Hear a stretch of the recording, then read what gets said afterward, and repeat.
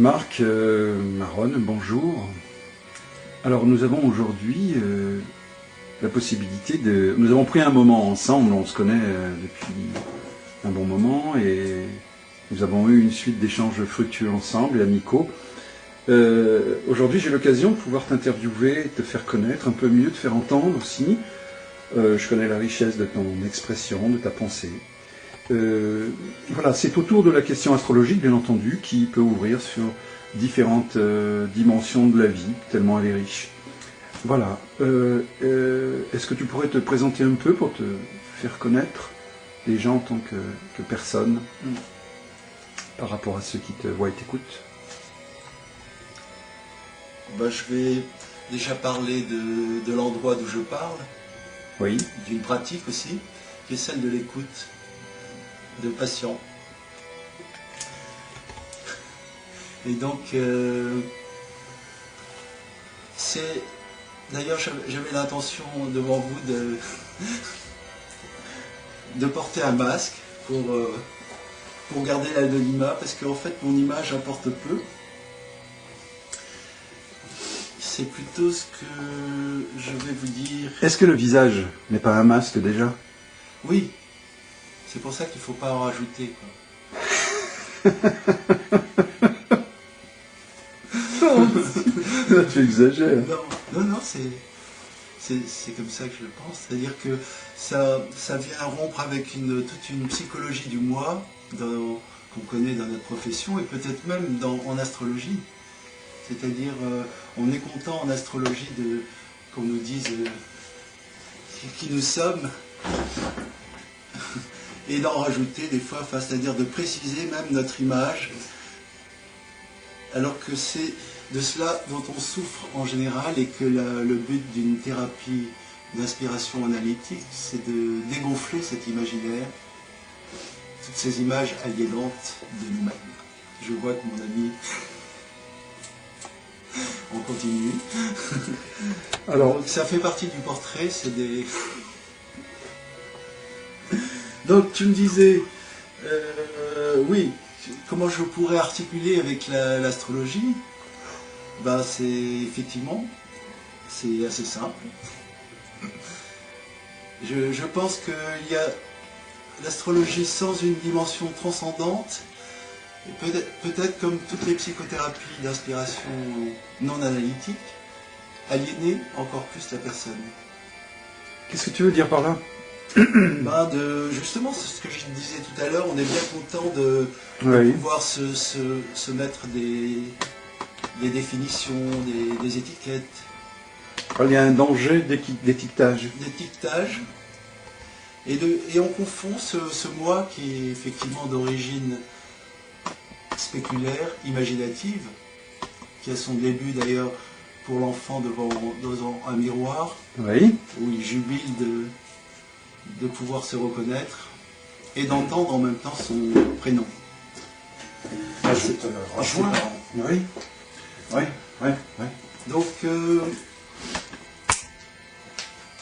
qu'est-ce qu'il est dit en fait dans l'analyse? En fait, que c'est là où, dans le fond, elle est le relais de l'inspiration monothéiste, c'est-à-dire que en fait, il faut poser une transcendance pour l'être humain. C'est-à-dire que l'être humain, dans le fond, n'est pas d'ordre biologique.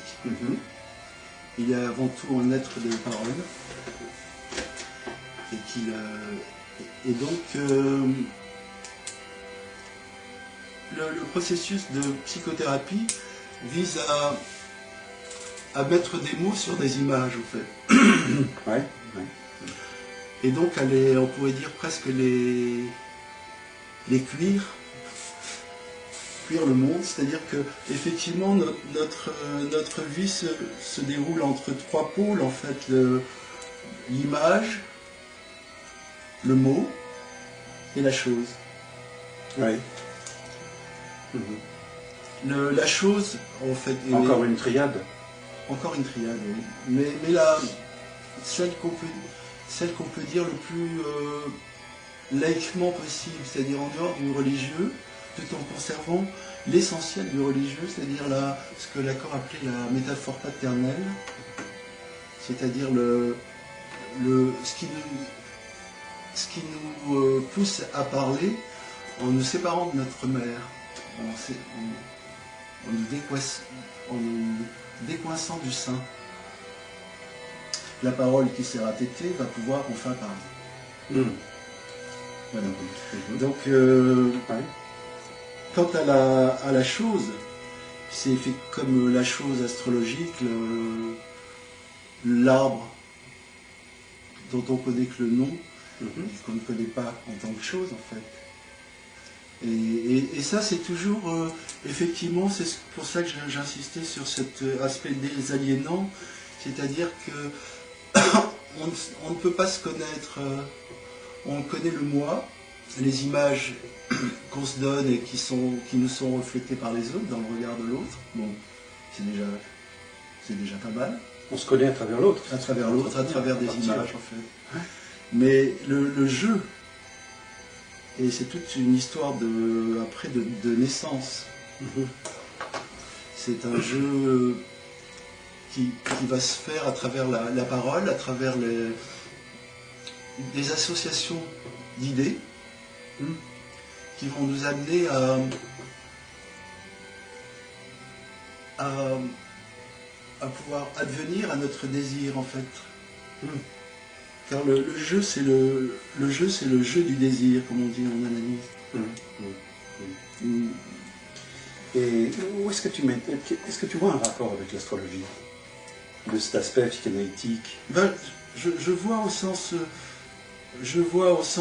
où j'ai pu être des fois agacé par une certaine astrologie, justement spéculaire, c'est-à-dire où dans le fond on en rajoute d'images de soi, quoi. Enfin, c'est-à-dire on reconnaît bien effectivement nos images, celles qu'on a de nous. Enfin, c'est vrai que le thème nous parle pas mal de ça en fait. Oui, oui. Ça veut dire qu'on se projette dans l'astrologie, on fait son astrologie à soi. Oui, oui.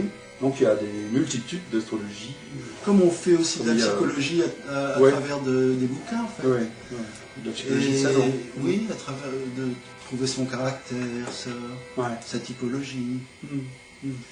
Mais ça c'est arrangé au magasin des accessoires pratiquement, c'est-à-dire nous, notre vie, notre désir n'est pas là en fait.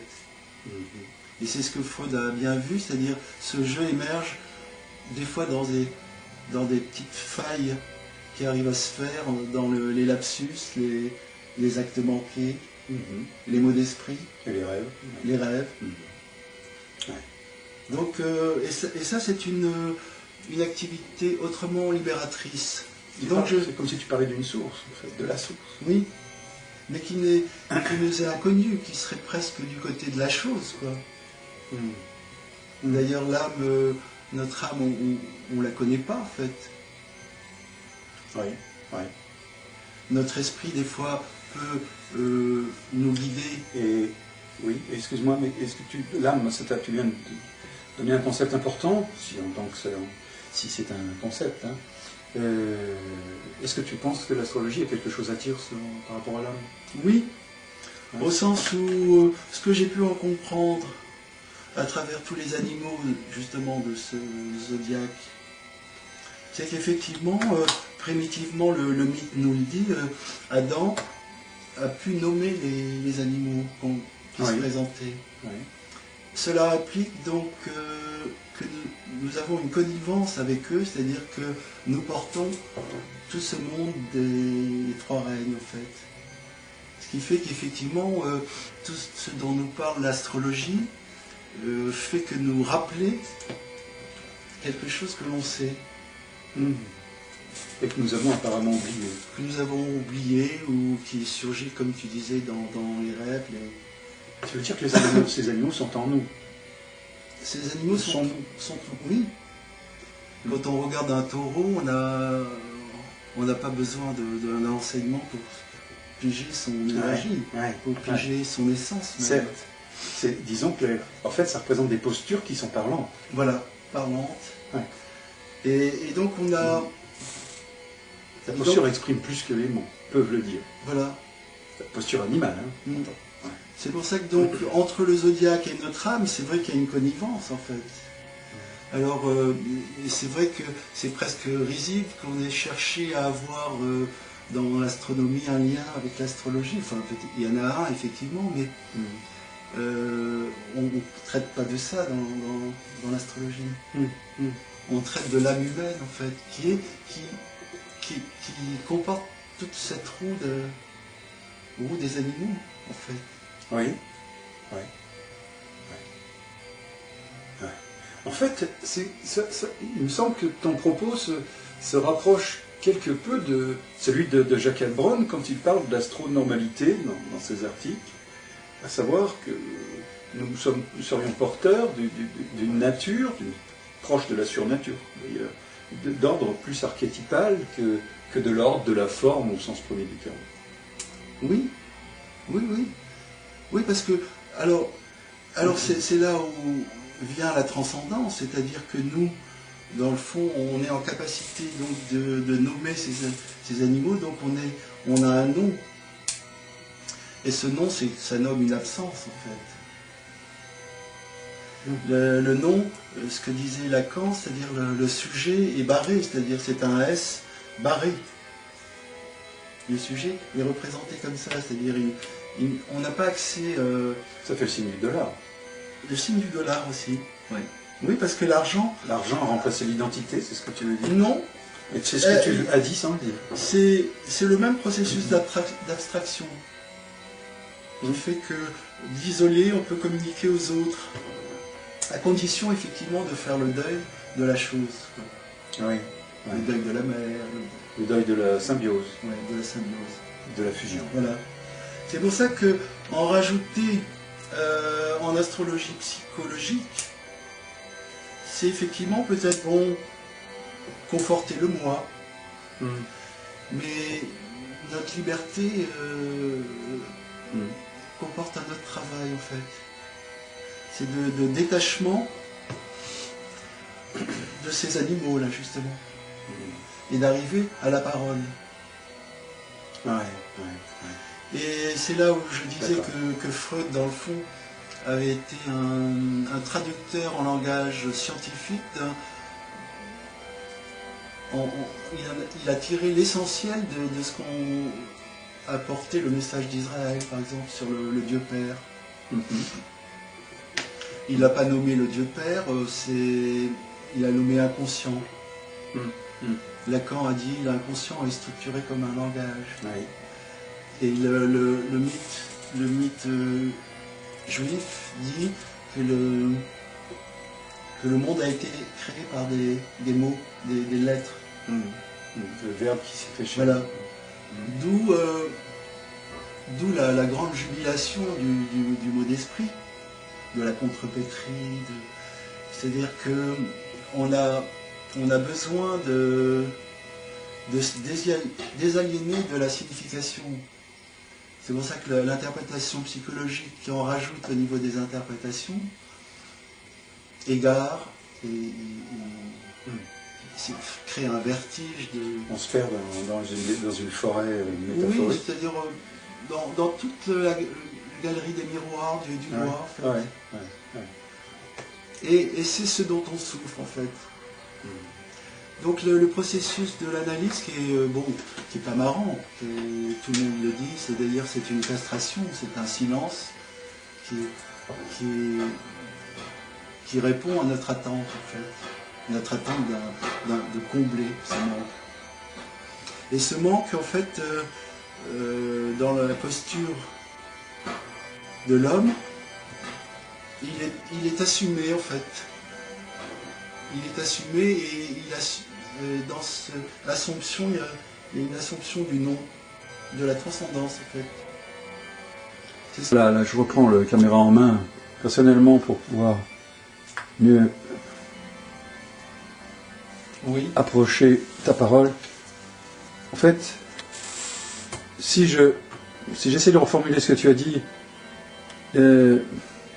déjà, les signes pouvant être, en tout cas déjà par moi, considérés comme des postures, tu pars de la posture animale pour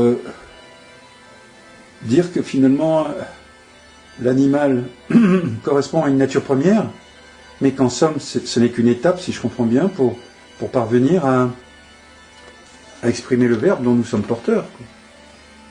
Est-ce que je résume un peu? Oui, oui. Il était question d'une prise de parole tout à l'heure. Bien sûr, parce que on est les seuls êtres parlants. Oui. Et on sait ce que ça nous a coûté, en fait, C'est toute la question. De détachement de la chose pour nommer, justement. Comme on dit, quand je dis arbre, j'ai perdu l'arbre, en fait. Oui, la chose. Oui. Donc en fait, le mot implique une castration voilà. de l'état symbiotique. C'est ce que Freud appelait la castration, le nom du père. D'accord. Enfin, ça c'est plutôt Lacan. Donc c'est toute cette métaphorisation de l'être humain, en fait. Donc on va... Et cette capacité délirante aussi, entre guillemets. Voilà. Oui, oui, qui comporte le délire. Homo délirans. Oui, oui, oui. Et le délire en psychiatrie et psychopathologie, c'est un essai de guérir, en fait. Oui. De guérir d'un manque. Et bon, on sait ce que la catastrophe, souvent, c'est-à-dire que l'image du moi se gonfle à travers ça. Comment dire, à des proportions presque cosmiques, des fois. Mais... Et la baudruche peut se gonfler très... Ouais. Très mais fort. à contrario, ne penses-tu pas qu'on peut se gorger de mots pour essayer de combler cette souffrance, justement? Oui. Tomber dans la redondance. Mais alors là, c'est pour ça que le triptyque dont je te parlais tout à l'heure, c'est-à-dire il y a oui. l'image, le mot et la l'objet. chose. C'est-à-dire... Donc, c'est vrai qu'on peut toujours déstabiliser ce triangle structurellement nécessaire, en fait. Oui. Et, on peut effectivement... comment dire? Le triangle, image, mot, objet. Je répète, oui. On peut effectivement se retourner dans le mot en oubliant les deux autres termes. L'image et la chose. Oui, oui. Donc c'est ce triangle qui finalement constitue l'architecture de base. Le cristal intérieur, en fait. Oui. Les chrétiens en ont fait une autre trinité, les hindous aussi, enfin, mais ça revient toujours à poser les bases de la psyché, en fait. Il y a Christ dans le cristal. Oui. Oui. C'est un choix conscient que tu viens de faire. Dans le triangle maçonnique, il y a un œil au milieu. Oui. Effectivement, c'est la connaissance qui comporte ce 3. Dès qu'on arrive à nouer ces 3 registres, on a l'œil de la connaissance s'ouvre, en fait. Mais c'est très difficile, c'est très instable. On peut aller du côté de la chose comme les psychotiques, en fait. Et tu penses que l'astrologie a quelque chose à voir pour nous ramener à dire, est-ce que c'est un moyen de nous ramener à cette consolidation? L'astrologie peut... À ton sens, oui. Peut redonner des images, effectivement. Des images conductrices. J'ai insisté tout à l'heure sur la nocivité de trop d'images. Oui. Mais effectivement, quelquefois, dans ce triangle, il peut manquer des images, effectivement. On peut arriver à une... comment dire? À une vie traitée sous le mode logique. Oui, il n'y aurait plus de plan sensible, voilà. Sans image non plus. Parce que l'image va avec une émotion, un sentiment. Plus de magie, oui. L'image est la base de la magie. Donc, il y a effectivement un côté jubilatoire dans l'astrologie, c'est de reconnaître effectivement qu'on est issu de matrices imaginales, comme disait Corbin. Oui. Et... oui. Mais à condition de ne pas oublier le mot. Et tu disais tout à l'heure que le risque des mots, c'est ça tourne à vide, qu'on ait une parole qui veulent une parole simplement informative. Oui. Et une parole désaffectée, pratiquement.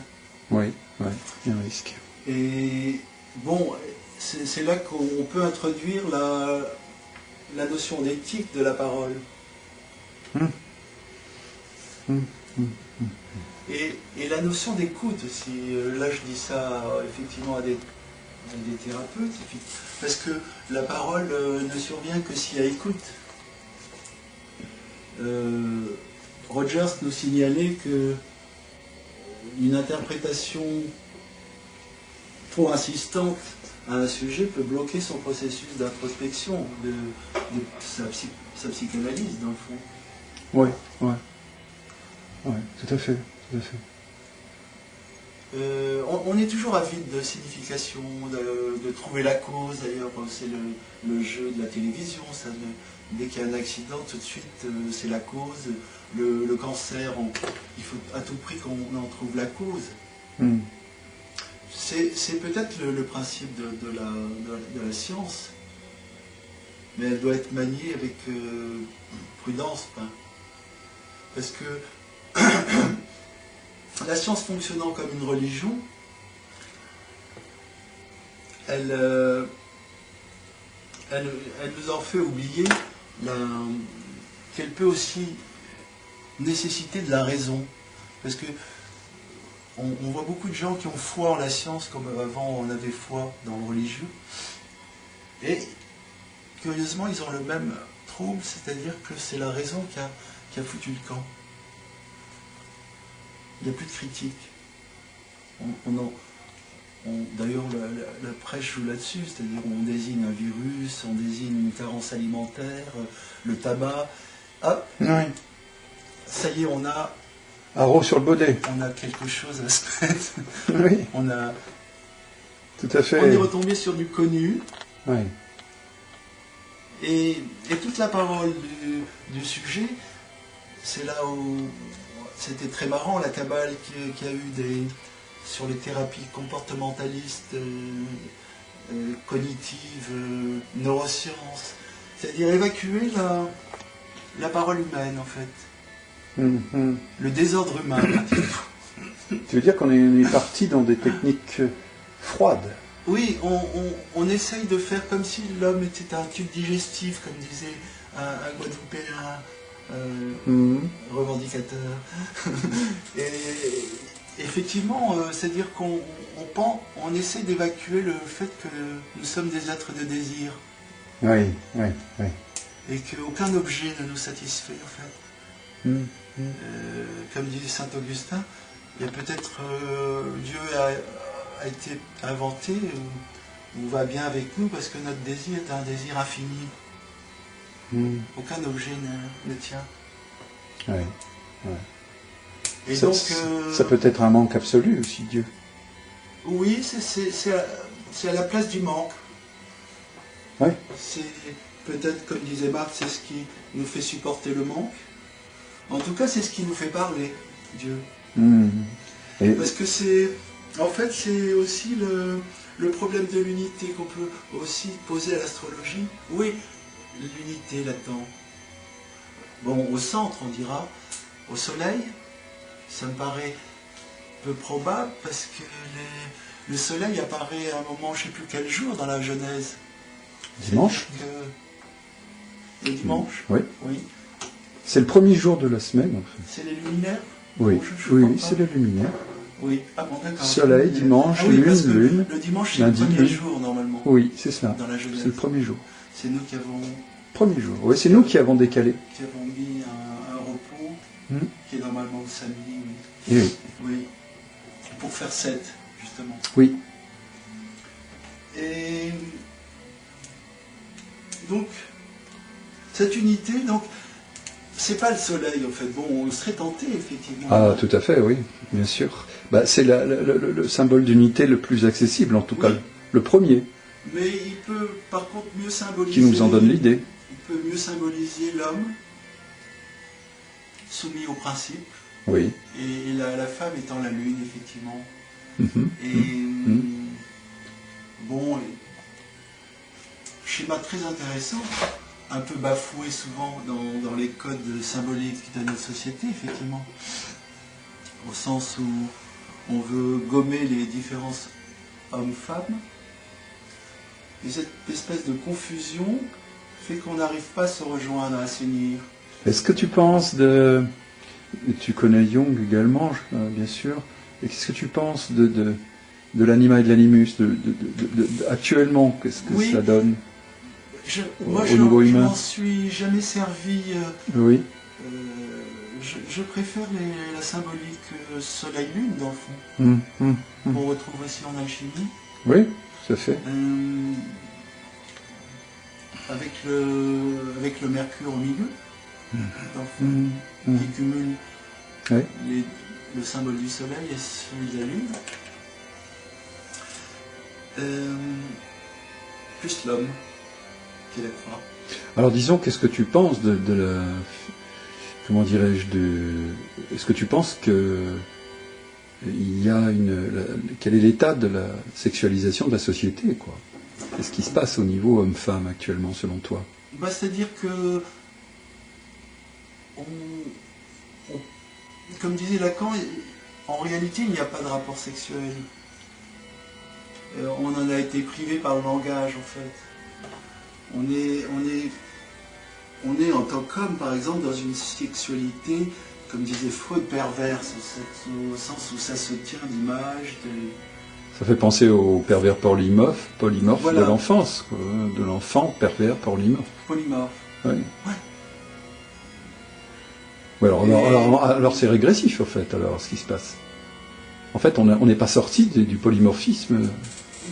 Non, c'est pour ça que le rapport homme-femme, nécessairement, est médiatisé dans la tradition. Oui.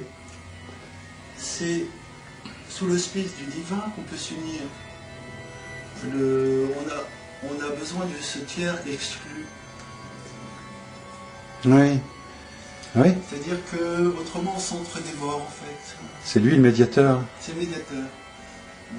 D'ailleurs, c'est pour ça qu'on a pu, en dernière limite, sacraliser le mariage dans une culture chrétienne qui avait du mal, parce que déjà la femme, elle n'avait presque pas sa place, ou peut-être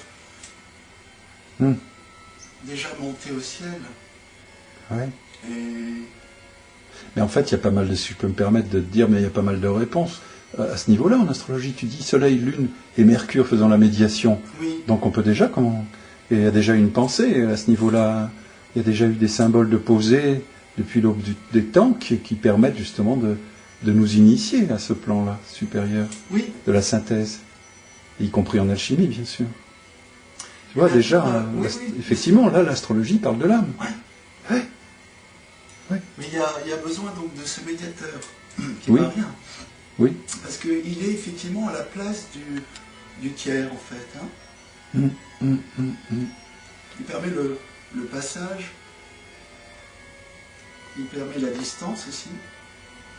Et toi, on sent nettement que dans ton parcours, enfin, il me semble, astrologique, psychologique, je veux dire, en tant que psychiatre, psychanalyste, tu as accédé, enfin, la médiation, c'est la spiritualité, quoi. C'est par la voie de la spiritualité, manifestement. C'est-à-dire que tu t'es pas contenu seulement à la pensée Mais je te disais tout à l'heure, psychologique. effectivement, On dirait que tu as intégré cette...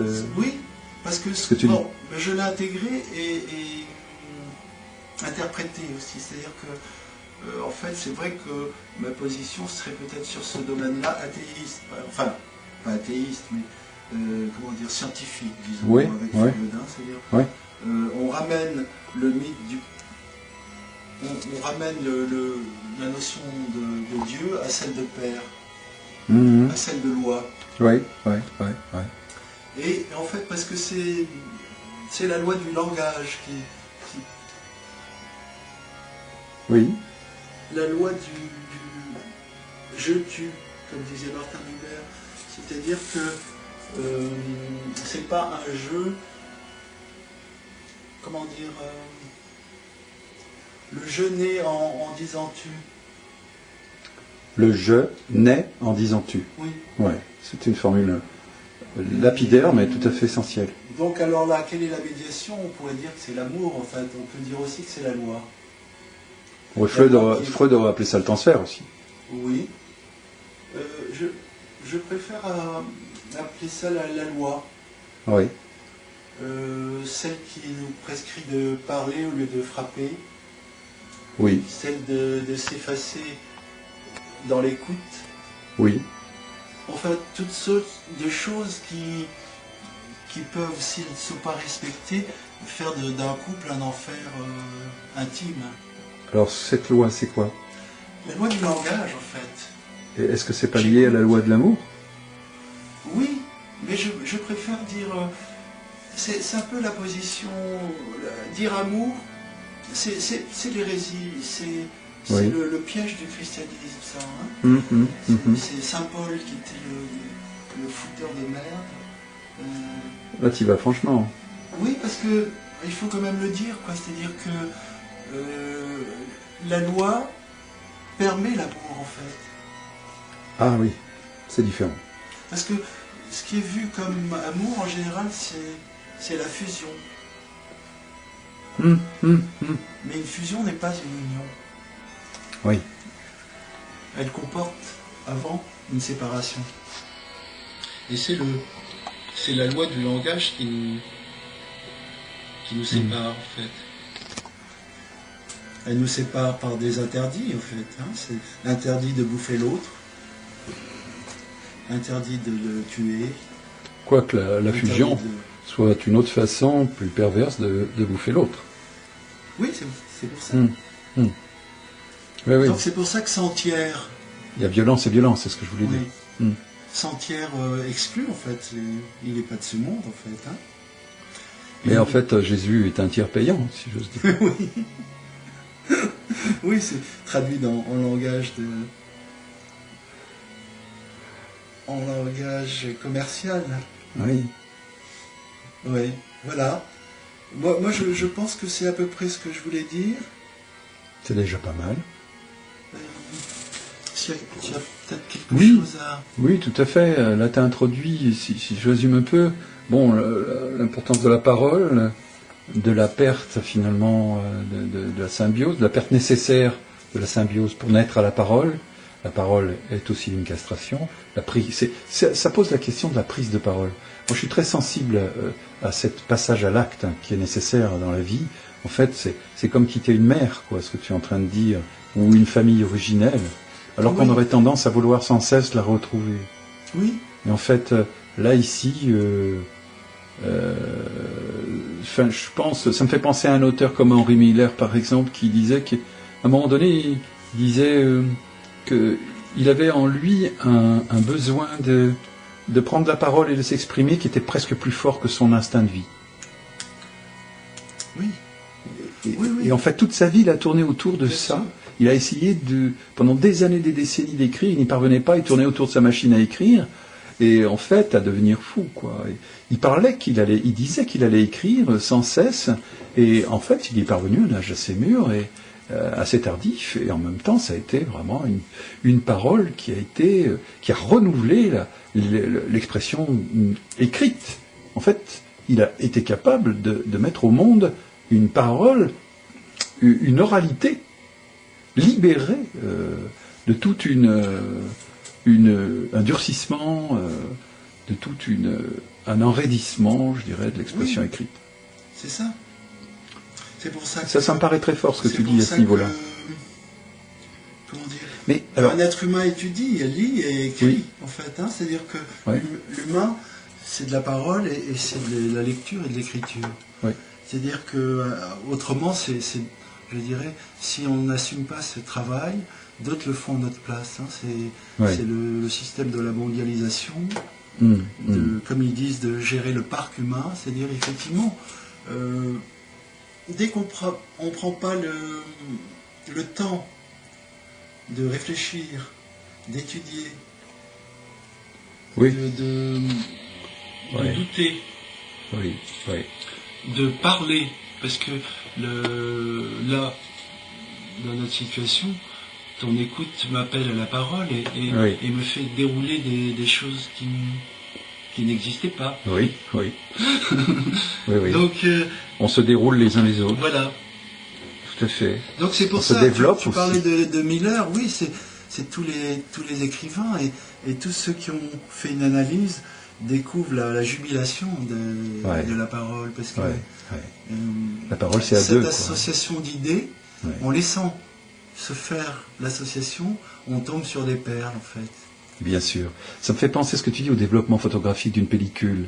En fait, on a tous de la pellicule, des rouleaux de pellicule qui demandent à être développés. C'est par la parole qu'elles se développent, qu'elles se mettent à jour. En fait, l'un par l'autre.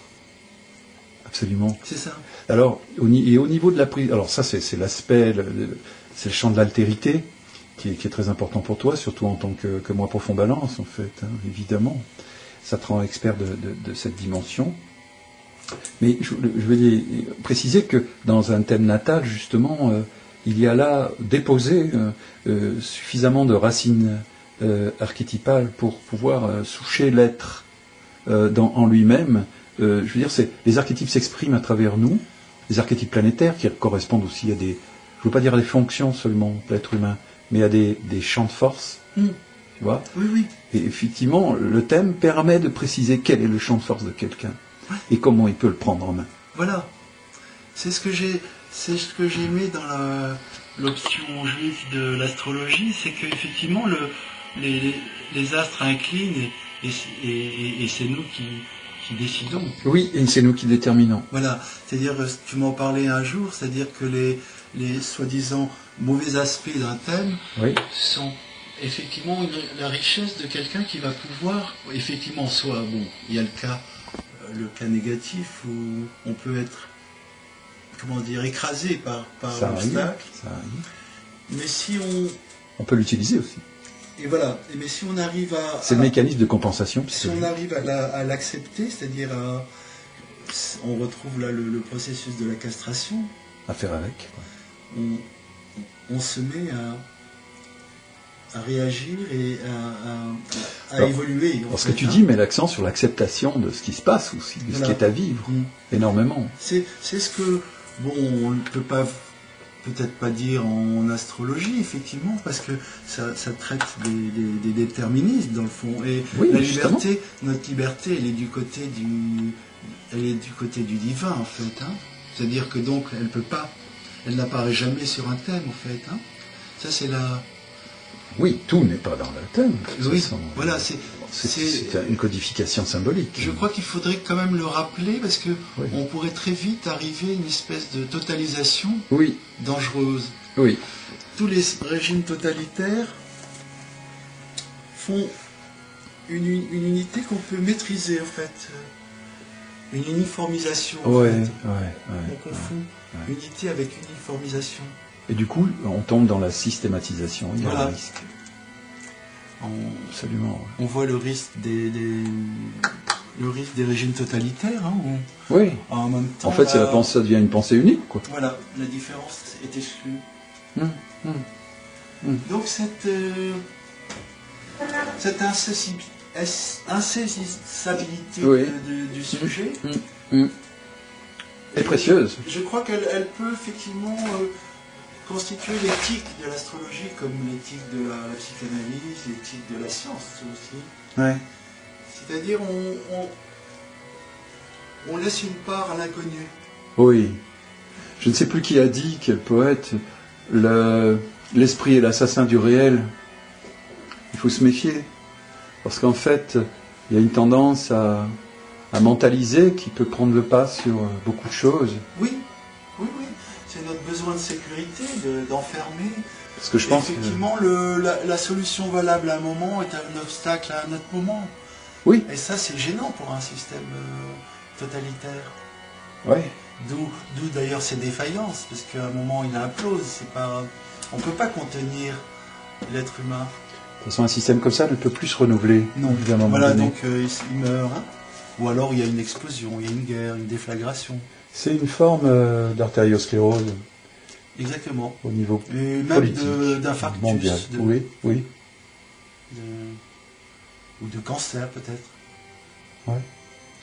Il y a quelque chose qui a plus été vu dans le désir humain. Tu sais qu'il y a une certaine époque, j'ai gardé d'ailleurs le magazine quelque part, l'UNESCO avait édité une revue et qui parlait, déjà il y a une quinzaine ou vingtaine d'années, qui disait déjà, elle faisait un constat. Et il disait, mais on constate qu'il y a désertification de l'âme dans notre société. C'était vraiment un constat. Oui, parce tout que simplement. l'âme, c'est la tradition qui le Alors, dit. c'est quoi l'âme ? Elle peut effectivement être accaparée par tous les besoins animaux, dans le fond. Oui. Elle peut être tournée vers la... Et on sait ce que ça comporte comme violence, comme crime. Oui, parce que les besoins exacerbés, Voilà. c'est les les enchaînements, quoi. Le gâteau, à un moment, il n'y a plus assez. Oui. Plus assez de part. En fait. Moi, ça me fait penser au ver qui était dans la pomme, là, c'est métaphorique ce que je dis, de la pomme d'Adam et Ève, qui, des générations après, est devenu un dragon. Quoi. Voilà. Et un serpent, mais dragon. Donc l'âme a besoin de l'éclairage de l'esprit, en fait. Oui. Elle a besoin de se marier à l'esprit. Comme la lune et le soleil, en fait. Oui. Si on place dans... Oui. C'est dans le sens... Et le soleil lui-même... Le spiritus. Oui. Ouais. Le soleil lui-même étant relié au principe, en fait, de la lumière incréée. Donc, Donc en fait, tu rejoindrais Jacques Heilbronn quand il parle de la dimension solilunaire, qui est un plan, finalement, horizontal, quoi, qui fait partie de là. Oui. Mais qui ne répond pas de la verticalité saturnienne et transsaturnienne, si je veux dire. Non. Ouais. Non, parce qu'on est encore sur le plan des images, en fait.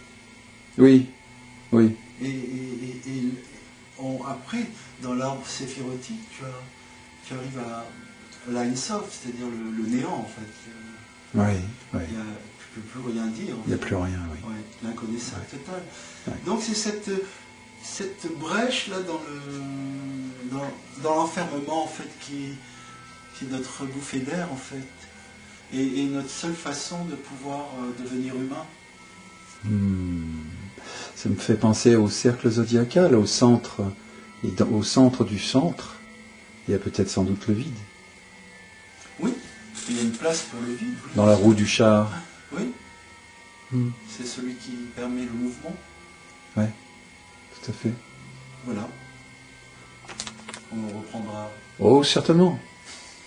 En tout cas, merci pour ta spontanéité et de nous avoir offert des cadeaux de ton esprit depuis tout à l'heure. J'ai toujours plaisir à échanger avec toi. Moi aussi. L'écoute était bonne. À bientôt, Marc.